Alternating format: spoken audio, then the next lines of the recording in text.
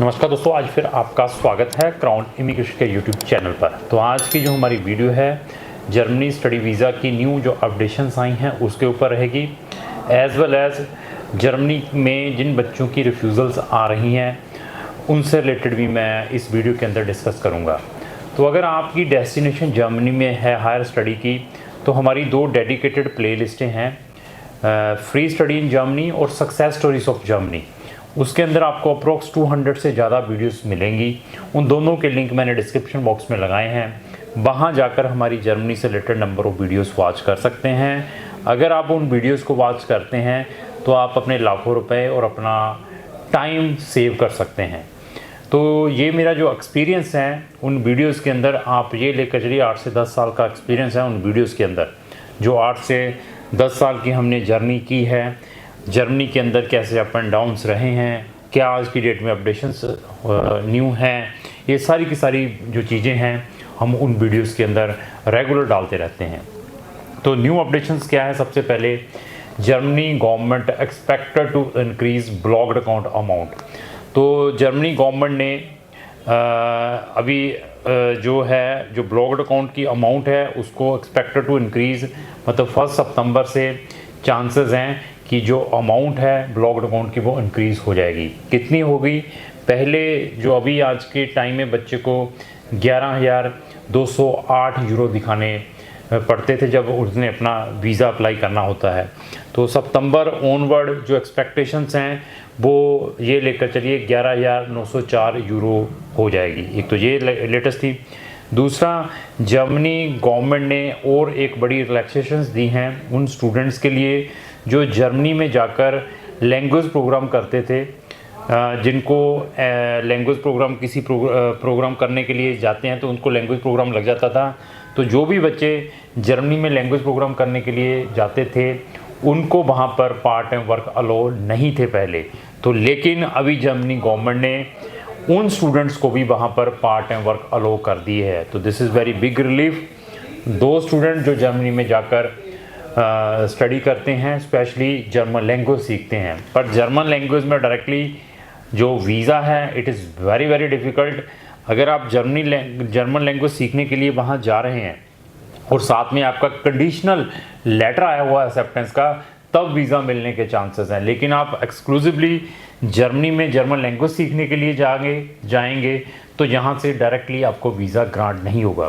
क्योंकि मैं जर्मनी में बहुत सारे स्टूडेंट्स को भेजता हूँ जिनका एडमिशन जर्मन टोट प्रोग्राम्स में भी आता है, इधर वो बैचलर है मास्टर है।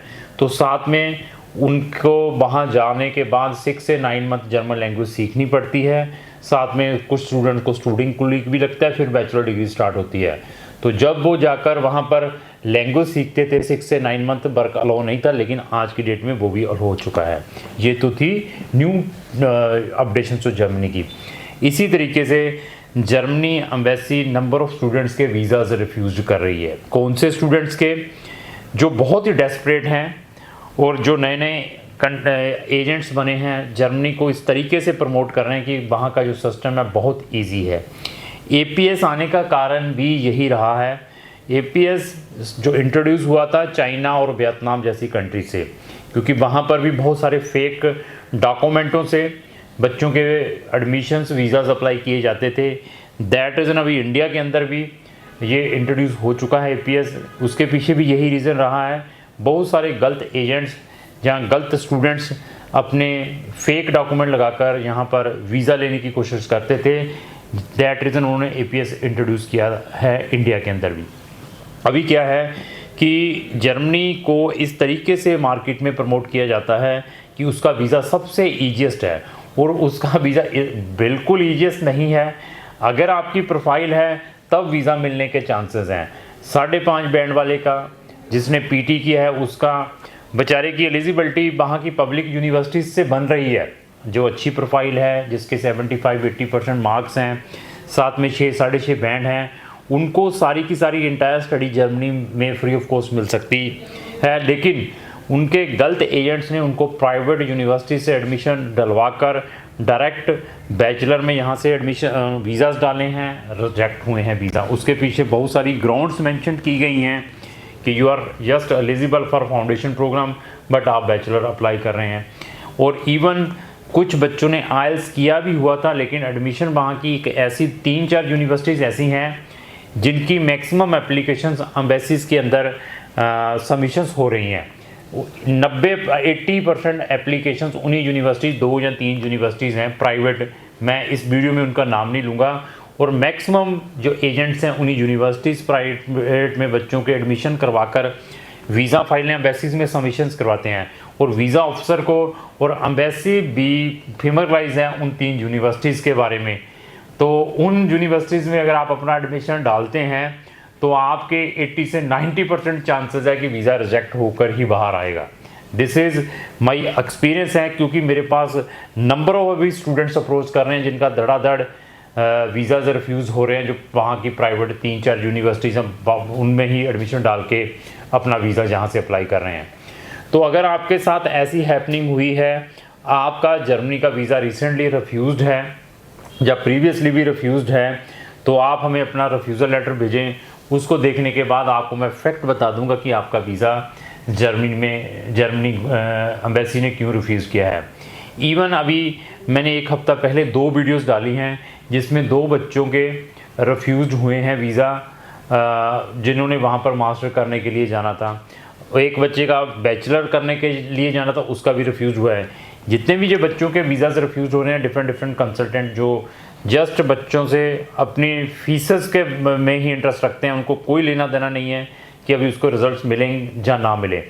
तो अगर आपने जर्मनी में जाना है, ये नहीं मैं कह रहा कि आप मेरे थ्रू ही जाएं, एटलीस्ट सर्च ज़रूर करें, आप लोगों की वीडियोस वॉच करें और गूगल के ऊपर सर्च करें, एम्बेसी की वेबसाइट में जाएं, वहाँ की पब्लिक यूनिवर्सिटीज़ की वेबसाइट पे जाएं, वहाँ पर एडमिशन क्राइटेरिया के बारे में देखें, उसके बाद आप अप्लाई करने की कोशिश करें।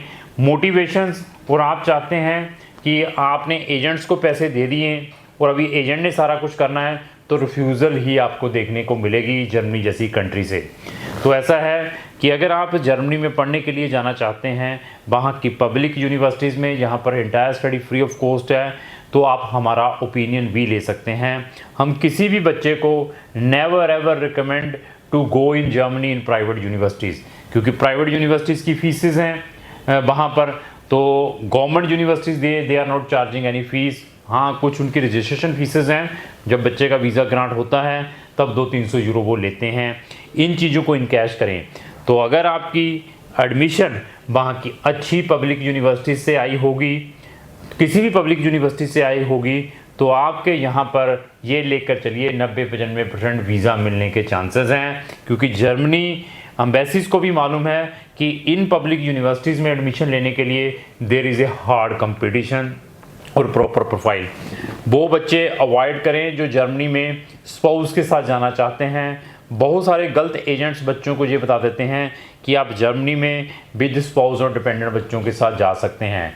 तो जर्मनी में स्टूडेंट अपनी स्पाउस और डिपेंडेंट के साथ जाना इम्पॉसिबल लाइक दैट वन है। तो वो बच्चे जर्मनी को तवज्जो ना करें जिन्होंने स्पाउस और डिपेंडेंट बच्चों के साथ जाना है। जो बच्चे ऑलरेडी जर्मनी में पहुंच चुके हैं, प्राइवेट यूनिवर्सिटीज़ में भी जिनके गलती से वीज़ा आ चुके हैं, वो अभी यूनिवर्सिटी चेंज करवाना चाहते हैं, वहाँ की पब्लिक यूनिवर्सिटीज़ में एडमिशन लेना चाहते हैं, तो क्राउन इमिग्रेशन आपको वो भी सर्विस प्रोवाइड कर सकता है। तो जर्मनी की आपने किसी भी टाइप की सर्विस लेनी है, इधर एडमिशन पब्लिक यूनिवर्सिटीज़ में लेना है या आपने वीज़ा पार्ट की कोई सर्विस लेनी है, तो आप हमारी service online bye sitting anywhere भी ले सकते हैं। तो हमारे पास बेनिफिट क्या है, जैसे मुझे जर्मनी के बारे में नॉलेज है, इसी तरीके से Schengen 29 countries on our fingers, हर एक कंट्री से रिलेटेड मेरी प्लेलिस्टें इस चैनल के ऊपर बनी हुई हैं। उन वीडियोस को ज़रूर वॉच करें तो आपको आइडिया हो जाएगा कि क्राउन इमिग्रेशन इस फील्ड में कितना एक्सपर्ट है। तो इवन जर्मनी के अलावा भी कोई आपका इंटरेस्ट है, वहाँ पर जो अपॉर्चुनिटी कार्ड है, कोई फैमिली रियूनियन केस है, और जर्मनी गवर्नमेंट शेंगन में एक ऐसी लोती कंट्री बन चुकी है, सिंगल कंट्री बन चुकी है, अगर आपकी वहाँ पर पीआर या सिटीजनशिप होती है तो आप अपने पेरेंट्स और अपने पेरेंट्स को भी वहाँ पर परमानेंट बुला सकते हैं। तो ऐसे ऐसे प्रिविलेज भी हैं वहाँ पर, तो वो कैसे इनकैश करने हैं ये आपके ऊपर डिपेंड है। जर्मनी ही एक ऐसी कंट्री है जो बच्चे को 18 घंटे पार्ट टाइम वर्क अलो करती है और साथ में 18 मंथ का पोस्ट स्टडी परमिट भी है जब आप अपनी स्टडी कंप्लीट कर लेते हैं। तो लास्टली रिक्वेस्ट यही है कि आपको अगर ये हमारी वीडियो अच्छी लगी इसको लाइक एंड शेयर करना ना भूलें। Thank you.